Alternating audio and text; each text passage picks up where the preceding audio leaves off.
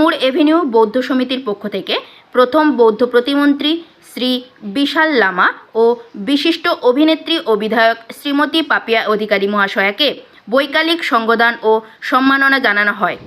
এদিন টালিগঞ্জ বৌদ্ধবিহারের পক্ষ থেকে বৌদ্ধ ভিক্ষু অরুণজ্যোতি ভিক্ষু মহাশয়ের আহ্বানে অনুষ্ঠানটির আয়োজন করা হয়। এদিনের অনুষ্ঠানে উপস্থিত ছিলেন বিশিষ্ট সমাজসেবী সুকুমার দাস, অরূপ মুখার্জি ও ইন্টারন্যাশনাল হিউম্যান রাইটস কাউন্সিলের অন্যান্য সদস্যগণ। আর ওই রোগের চিকিৎসা খুব কম, তাই আপনারা বাড়িতে যাদের 14 বছরের মেয়েরা আছেন, কোনো পয়সা লাগবে না, শুধু নিয়ে যেতে হবে, টিকাকরণ হবে। এটা অনেকদিন আগে থাকতেই অন্যান্য স্টেটে শুরু হয়ে গেছিল, কিন্তু আমাদের প্রাক্তন মুখ্যমন্ত্রী কেন করতে দেননি ঈশ্বর জানেন। হয়তো ঈশ্বর চেয়েছিলেন তাকে আর থাকার দরকার নেই, অন্যেরা আসুন, অন্যেরা সেই প্রজেক্টটা করুন। আপনারা ভালো থাকবেন, আপনাদের জন্য অনেক প্রকল্প আছে, হিসেবে আজকে আসেনি। পাপিয়া অধিকারী মহাশয় পাপিয়া দিকে কি বলবেন আজকের আমরা ধর্মস্থান এখানে টালিগঞ্জ মোড় এভিনিউ বৌদ্ধ সমিতির এখানে আজকে আমি হঠাৎ করে নয়, এখানে আমি এসে থাকি। আমি আমার মেয়ে সুচেতনা, ডক্টর সুচেতনা, আমরা আসি এবং আমার মেয়ে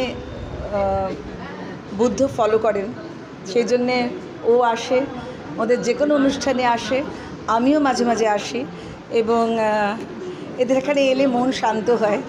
আর আমাদের অরুণজ্যোতি তো রয়েছেন, তো ওর ওই পাশে থেকে কার কি নানা রকম খুঁড়ে খুঁড়ে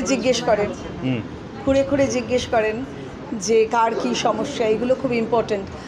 আপনাদেরও আরেকটা কথা বলে দিচ্ছি, আপনাদের কোনো সমস্যা থাকলে আমাদের জানাবেন, আমাদের নম্বরগুলো আপনাদের সবাই জানা আছে, জানাবেন। সমস্যার সমাধান আমরা তখনই করবার চেষ্টা করছি, সমস্যা জমিয়ে রাখবেন না। এরিয়ার সমস্যা অনেক সময় লেগে যায়, সমস্যাগুলো আমরা করবার চেষ্টা করছি, সমাধান করবার চেষ্টা করছি।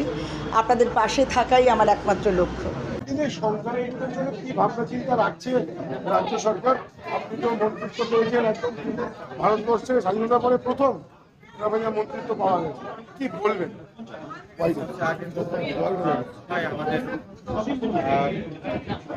আমাদেরকে আজকে নির্বাচিত করে সবাইকে আমি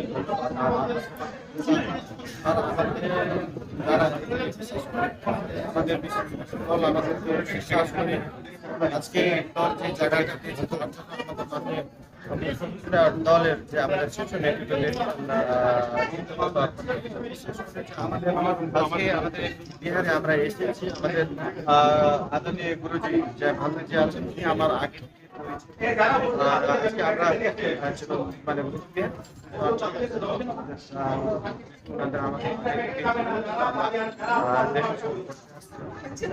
পাশাপাশি পার্বত্য অঞ্চলে সিকিম বা এরকম অঞ্চলে বিভিন্ন বৌদ্ধ বিহার পাওয়া যায়, যেখানে ছাত্রদের মূলত সেখানে থেকে গুরুশালা যেরকম হয় সেখানে রেখে তাদেরকে শারীরিক কসরত থেকে শিক্ষা সবটাই প্রদান করা হয়, যেটা চায়নাতেও এরকম একটা সিস্টেম আছে।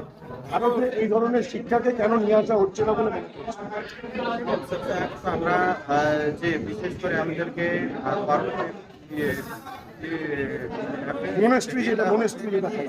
আমাদের যে মাইনরিটি, যে আমরা বিশেষ করে ব্রিটিশ মাইনরিটি, যারা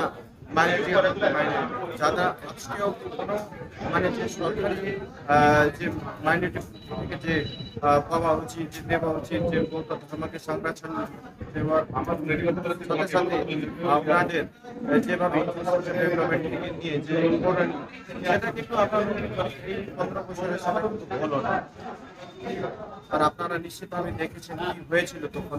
আমরা নিশ্চিতভাবে আজকে আমরা বিশ্বাস করে, আর সাথে সাথে আমাদের যে বিশেষ করে আমাদের একটা উদ্দেশ্য যে আমরা যে আজকে মাইনরিটি একটা ডিপার্টমেন্ট দিয়েছে, নিশ্চিত আগামী দিনে যে বঞ্চনা ছিল সেই বঞ্চনাটা হবে না। আমরা নিশ্চিতভাবে আমাদের যারা মানে বঞ্চিত, যারা আপনারা তো দেখেছেন লিস্ট আছেন এখানে, আমাদের এখানে জৈনরা আছে, আমাদের এখানে খ্রিস্টানরা আছে, অনেক এরকম মানে 6টার মতো আমাদের যে ধার্মিক যে মাইনরিটি আছে, তারপরে লিঙ্গুইস্টিক মাইনরিটি আছে, যেভাবে মাইনরিটি, সেই হিসাবে আমরা কিন্তু যে ধরনের সহযোগিতা তাদের পাওয়া পাওয়া উচিত সেভাবে কিন্তু কোনোদিন পায়নি। নিশ্চিতভাবে আমাদের সরকারের লক্ষ্য থাকবে যে তাদের জন্য মানে ভালো কাজ করার, তাদের সামাজিক আর্থিক স্থিতির সাথে সাথে যে লিঙ্গুইস্টিক মাইনরিটির যা সংরক্ষণ দেওয়া উচিত তাদের জন্য, সেটা নিশ্চিতভাবে আমাদের সরকার করবে। আর যে আমাদের বুদ্ধিস্ট মাইনরিটি হয়েছিল তার জন্য নিশ্চিতভাবে কাজ করবে। এবং অনেক কিছু আছে যে প্রকল্পগুলি যারা এখন অব্দি আমাদের আইনে, সেটা কিন্তু আগামী দিনে পাবে। ধন্যবাদ। মানে আগে দেখা যেত, এখনো দেখা যায় সিকিম বা পার্বত্য অঞ্চলে যে মনিস্ট্রিগুলো তৈরি হয়, সেখানে বাচ্চা থেকে শিশু বয়স থেকে একজন শিক্ষার্থীকে শিক্ষা দেওয়া হয় এবং তারা একটা সময় পরে শিক্ষাগুরু হয়ে ওঠে। সেই যে ট্র্যাডিশনটা, সেটা বাংলার শিক্ষায় বলে নয়, ভারতের শিক্ষাতেও নেই। এই ট্র্যাডিশনটা থেকে আমরা কেন পিছিয়ে? ये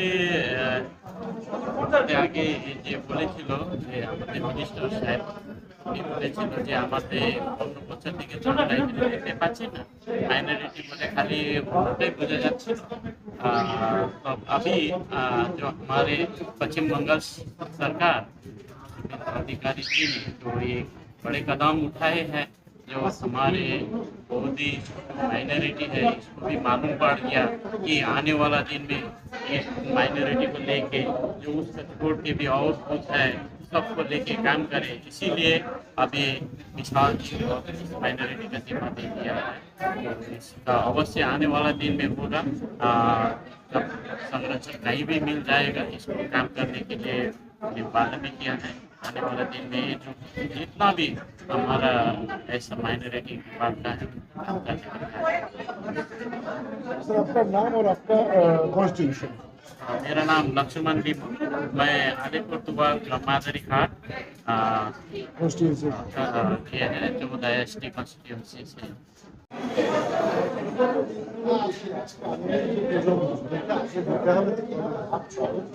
নতুন সরকারকে নিয়ে কিভাবে এগোবে? সরকার বলতে এখানে কিছুই নেই, পরিবর্তনের দরকার। আগামী 10 থেকে 15 বছরের মধ্যে যে মানুষের মানে আশায় যেটা আছে, সেই পরিবর্তনকে লক্ষ্য করে আমরাও দেখতে চাই যে এই সরকারকে যে আমরা সুযোগ দিয়েছি, দেখবো আমরা যে পরিবর্তনটা কেমন হয়।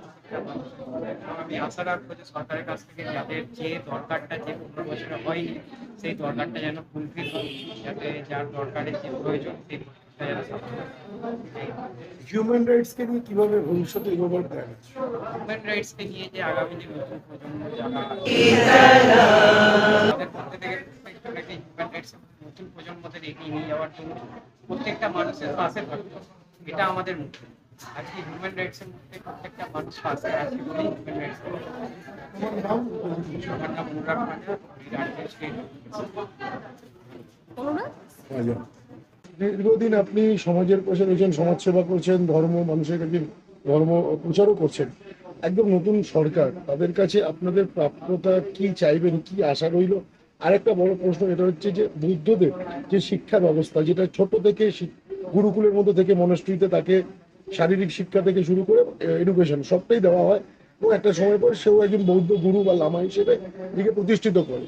সেই ট্র্যাডিশনটা বাংলায় কোনোদিনই তৈরি হয়নি, পার্বত্য অঞ্চলে কিছুটা পাওয়া যায়। এই জায়গাটাকে কি করে আপনারা নিয়ে আসবেন বলে মনে করছেন? দেখুন, প্রথমে আমরা বৌদ্ধদের পক্ষ থেকে পশ্চিমবঙ্গ সরকারের নতুন মুখ্যমন্ত্রী মাননীয় শুভেন্দু অধিকারী এবং মন্ত্রী পরিষদ এবং পশ্চিমবঙ্গ সরকারকে আন্তরিকভাবে অভিনন্দন জ্ঞাপন করছি। আমরা পশ্চিমবঙ্গ সরকারের এবং বিজেপি কার্যকর্তা যারা আছেন সকলকে আন্তরিকভাবে কৃতজ্ঞতা জ্ঞাপন করছি যে পশ্চিমবঙ্গের স্বাধীনতার পরে প্রথম আমরা একজন বৌদ্ধ মন্ত্রী পেয়েছি, মাননীয় বিশাল লামা, যিনি আমাদের কালচিনির অন্তর্গত বিধানসভা থেকে জিতে এসেন। সে মাননীয় মন্ত্রী বিশাল লামাজিকে যে মন্ত্রিসভায় তারা স্থান দিয়েছেন এবং গুরুত্বপূর্ণ দায়িত্ব দিয়েছেন, সেজন্য বৌদ্ধদের পক্ষ থেকে আমি মাননীয় মুখ্যমন্ত্রী শুভেন্দু অধিকারী এবং বিজেপি কার্যকর্তাদের কৃতজ্ঞতা জানাচ্ছি। মাননীয় মন্ত্রী বিশাল লামা আমাকে জানিয়েছেন যে তিনি আমাদের মন্দির ভিজিট করতে চান। তার আগ্রহে আজকে আমরা এখানে বিহারে পূজার আয়োজন করেছি। অসংখ্য মানুষ এবং আমাদের বুদ্ধগয়া থেকে আনন্দ মহাত্রত সহ অসংখ্য ভিক্ষু সংঘ আমরা উপস্থিত হয়েছি। সাথে সাথে আমাদের টালিগঞ্জের লোকাল MLA যিনি মাননীয় পাপি অধিকারী মহাশয়া, তাকেও আমরা সম্বোধনা জ্ঞাপন করলাম। আমরা উপরিপাড়া পেয়েছি আলিপুরদুয়ার জেলা থেকে, আমাদের মাদারিহাট থেকে আমাদের লক্ষ্মণ নিম্বু যে বিধায়ক, তিনিও আজকে এসেছিলেন। তো আমরা তাদেরকে আজকে অভিনন্দন জ্ঞাপন করলাম, সম্বোধনা জ্ঞাপন করলাম। মাননীয় বিশাল লামা তিনি একজন বৌদ্ধ সম্প্রদায়ের মানুষ, লামার সম্প্রদায়ের পাহাড়ি অঞ্চলের, এবং তিনি অর্থাৎ পাহাড় এবং সমতল সকল বৌদ্ধদেরকে নিয়ে চলেন। তা আজকে আমরা এই সমতলের মধ্যে কলকাতার বুকে তাকে আজকে আমরা বৌদ্ধদের পক্ষ থেকেই এই সম্বোধন দিতে পেরে আমরা কৃতার্থ, কারণ তিনি অত্যন্ত উদ্যমী এবং কর্মঠ। আপনি যে প্রশ্ন আমাকে করেছেন যে এই মুহূর্তে সরকারের কাছ থেকে আমাদের চাওয়ার কিছু নেই, সরকার নতুন এসছেন, সকল আগে পরিবর্তনের যে ঢেউ সেটাকে কাটিয়ে উঠুক, তারপরে আমরা সরকারের সাথে আমাদের মাননীয় মন্ত্রী বিশাল লামা যে আছেন তার নেতৃত্বে আমরা যেগুলো বৌদ্ধদের বিভিন্ন বিষয় রয়েছে যেগুলো আমরা হয়তো গত সরকারের কাছ থেকে পাইনি, স্বাধীনতার আগে আতার পরে এখনো পর্যন্ত পাইনি, সেই বিষয়গুলো আমাদের শুভেন্দু অধিকারী মহাশয় মাননীয় মুখ্যমন্ত্রী তিনিও অর্থাৎ এই বিষয়ে নজর দেবেন এবং তিনি আমাদের বিশাল লামাজিকে অত্যন্ত স্নেহ করেন এবং তাকে গুরুত্বপূর্ণ পার্বত্য এবং স্বরাষ্ট্র এবং সংখ্যালঘু উন্নয়ন দপ্তরের প্রতিমন্ত্রীর দায়িত্ব দিয়েছেন, যেটা আমাদের মূল দায়িত্বে আছেন আমাদের মাননীয় মুখ্যমন্ত্রী শুভেন্দু অধিকারী। তো এই প্রাপ্তিটা এই মুহূর্তে আমরা আগে এনজয় করতে চাই। মাননীয় বিশাল লামাজি মন্ত্রী হয়েছেন, এটা আগে আমরা বৌদ্ধরা, আমরা যারা পাহাড়ি বৌদ্ধ আছেন, নেপালি বৌদ্ধ, দার্জিলিং, আমাদের উত্তরবঙ্গ থেকে শুরু করে কলকাতার বিভিন্ন অঞ্চলে আগে আমরা এটাকে এনজয় করি, তারপরে বাকি সব সরকার থেকে কি পাওয়া যায় না যায় সেই বিষয়ে আমরা আলোচনা করব। আমরা বৌদ্ধদের পক্ষ থেকে পশ্চিমবঙ্গের নতুন মন্ত্রী পরিষদ, নতুন সরকারকে আন্তরিক অভিনন্দন, বুদ্ধের কাছে প্রার্থনা করি সবাই ভালো থাকুন, সবার জয় মঙ্গল হোক।